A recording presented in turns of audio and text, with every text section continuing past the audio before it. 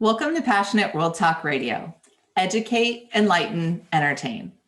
I'm Shannon Zeman, and thank you for joining us today on the most important 15 minutes of your day, where we share expert information on safety and preparedness that you can use in your everyday life. We hear about CBD everywhere today. It's in oils, it's in creams, it's in gummies, even in smoothies and your morning coffee. So what exactly is CBD and why is it so popular? I've invited back my friend, Officer Bill Hume, who's been a police officer for 13 years and is a drug recognition expert. One of Bill's expertise is CBD and THC. So who better than to have you on to inform us on all the CBD stuff? Yes, thank you, Shannon, for having me on. I appreciate you inviting me back. I'm so glad you're here. So can you explain exactly what CBD is? Yes, so everyone sees CBD, they see that label. CBD stands for cannabidiol. It's a form of the cannabis plant. And the myths and rumors kind of around it are different, which obviously we'll talk about a little bit today, but it's a non-psychoactive portion of that cannabis plant, so cannabidiol. What does that mean, non-psychoactive? So when people think of the cannabis plant, they think, back to Cheech and Chong, the 60s and 70s, people smoking Yes. the plant, and CBD isn't like that. CBD is the non-psychoactive form of that. So it's a form of the cannabis plant, all still falls under that same realm of cannabis, but it's a non-psychoactive form of that. So you could take that and still perform normal duties like driving a car or things like that. Yes, and its purest form that has no delta-9 THC in it, then yes, it would have no impairing effects. It would have nothing to affect your psychomotor skills. Okay. What are the benefits of CBD? Well, there's a lot of new, very good research here in the United States, especially these last couple of years. They've legalized a lot of this research that we can do with cannabis. Some of it's been performed in the United States, some of it overseas.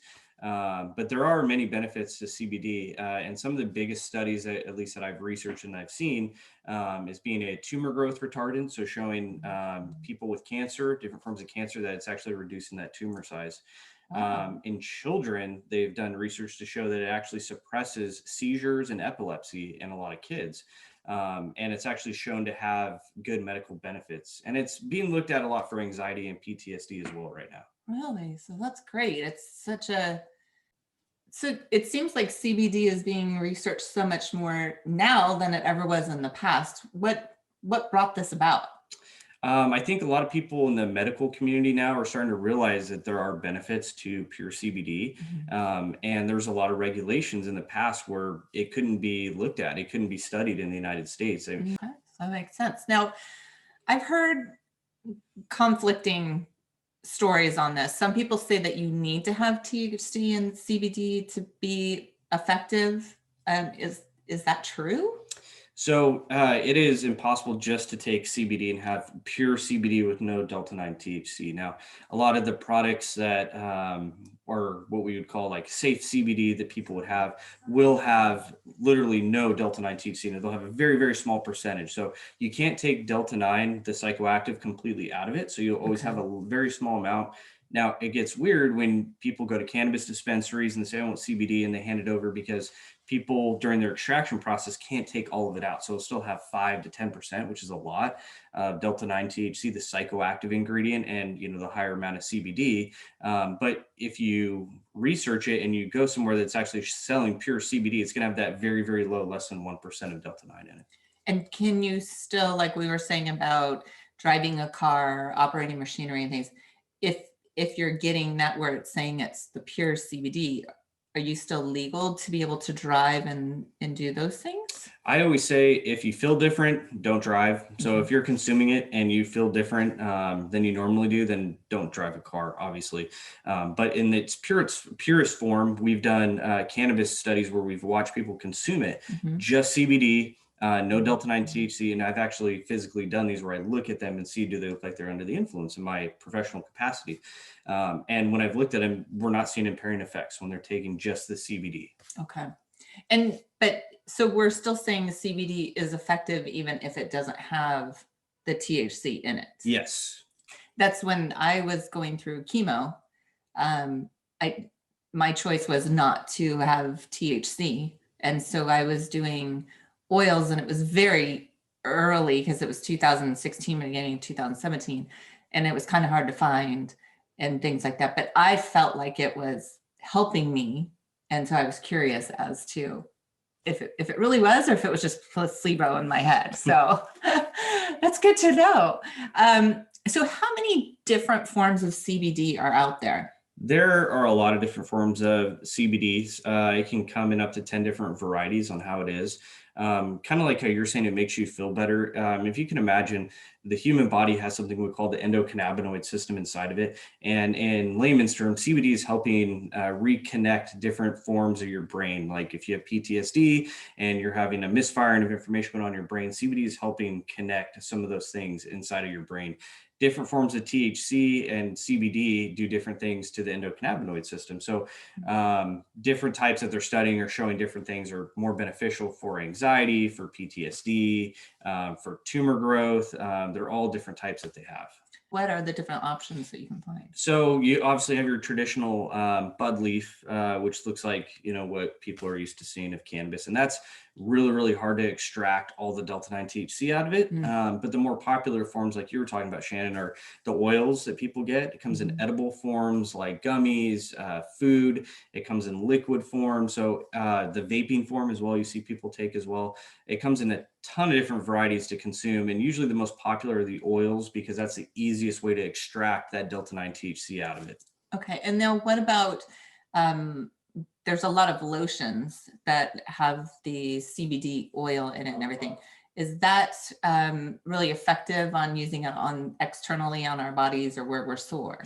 So there's a lot of misconceptions with the oils and the rubs. CBD does have a very hard time getting through your skin into your bloodstream, and it's most effective when it's absorbed through your blood-brain barrier inside of your body. So people use the lotions, and while it hasn't been studied a lot, it may have some kind of effect on your skin. That's kind of a little bit of false advertising on a lot of that stuff that people talk about, and that might be a little bit of that placebo. But where it is effective is where it gets into your blood system. So ingesting it is where we want to go with the most effectiveness. Well, that's good. See, look at how much we learn all the time. I just love this. Okay, so now let's move on to the misconception, like you were just saying, of the topical and dusting of it. What do we say for the people that are, actually putting it on their skin and doing that?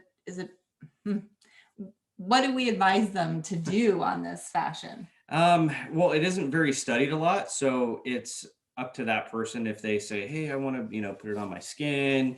It makes me feel better, whatever it does. I mean, that's completely up to the person. There's just not enough research right now to say that that is having some kind of medical benefit to that person. Okay. Another common thing that comes up is people ask, well, if I rub the lotion on my skin, am I going to get a positive drug test when I go to work? They usually are asking that. Yeah. And it really depends on where you're getting it. The stuff that you're getting from your typical store isn't going to have something in it where it's going to show up on a blood test.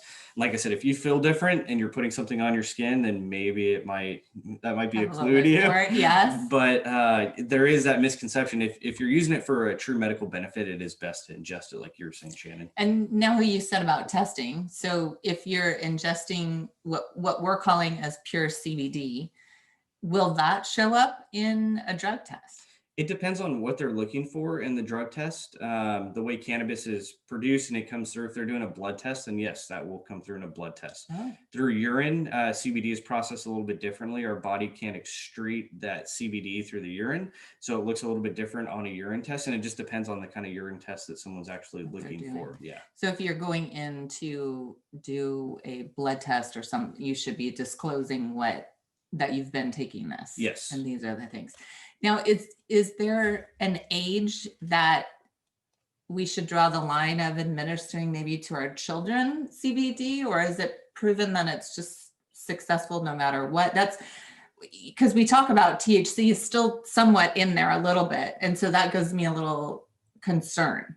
Yes. That's a great question.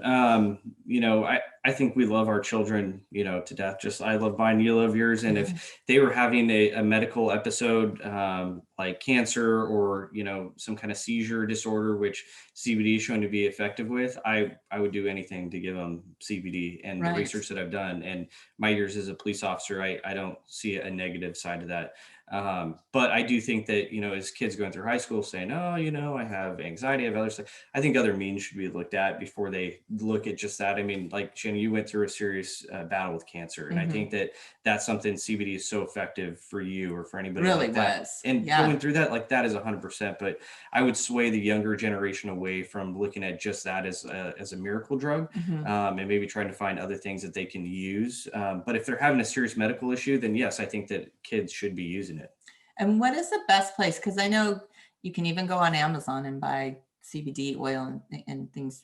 How do we know where to get the products? What do we know what we're looking for on labels to know that we're getting the best quality of it? How would you guide us on that? So every state's a little bit different. In California, we regulate the cannabis through the cannabis industry. It's almost like alcohol beverage control, but we have that for cannabis. Your backdoor dispensaries that people are going to are not going to be the most reliable place to get CBD from. There are specific labels that you can look at on CBD products that'll tell you it was tested. It goes to an independent laboratory where they look at it and they confirm it has this percentage of CBD in it, this percentage of Delta-9. So it's not a fake claim of saying, hey, you're just getting CBD in this oil form and now you're feeling like you're high because you're taking it. Right. So it's, it's almost like consumerism. You got to go to like the bigger, more reliable dispensaries that are actually producing that and giving that out. And that would be something that you could call and ask, correct? Just at a dispensary, ask them if they do go by all the guidelines and, tell them what you're looking for and they could guide you. Yes, they could. At least here in California, some will. There are some good places that you can call, at least that I know of in this area around us that are more reliable that you can call. It is a product, so they're always going to try to sell it to you. At the end of the day, they want you to come in and buy their product. They make money off of it, but it's also doing your research and going on and looking at what's the most reliable way to get it. Yeah. And I think that it's really interesting on the CBD oil because I'm not a fan of the way that marijuana smells or tastes. It's just, that's a personal preference, right? Some people like white wine, some people like red wine. So, but when in 2016 and the beginning of 17, when I started trying CBD oil, it tasted and smelt that way. And as the years have progressed, you don't even taste it or smell it now. Yes. And I think that's amazing marketing wise, but also a little scary, like how we were talking about like kids or things like that, because they don't realize it, because it really deterred me until now. And then, you can get things that taste a little bit different. Yes. Yeah. So it's part of that extraction process of things have been more researched and allowed more companies to kind of move in on it.